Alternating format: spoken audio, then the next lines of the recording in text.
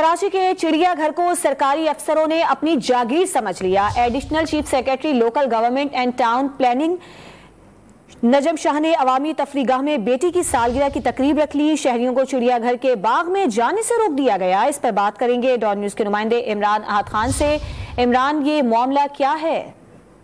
देखिए बिल्कुल चिराग तले अंधेरा है। सरकारी अफसर ही जो कवानीन है उसकी धज्जियां उड़ा रहे हैं, जो कानून सिंध हुकूमत ने खुद बनाया है। सिंध सरकार के अहम ओहदे पे फाइज हैं। कराची चिड़ियाघर में अपने बच्चे की सालगिरह की तकरीब रखी है। मासूम बच्चे जो तफरीह के गर्ज से चिड़ियाघर का रुख करते हैं, उन पे फौरी तौर पे उनको वहां से रोक दिया गया है। उनका ये कहना है कि एडिशनल चीफ सेक्रेटरी है local government and town planning, जिनकी बेटी की ये तकरीब है और इनकी बच्ची की जो यहाँ पर सालगिरह रखी गई है, तो उनका ये कहना है कि बिल्कुल यहाँ पर कोई शक भी नहीं आ सकता। कराची चिड़ियाघर एडिशनल चीफ सेक्रेटरी हैं सिंध नजम शाह, इनकी बेटी की तकरीब हो रही है, सालगिरह की तकरीब रखी गई है।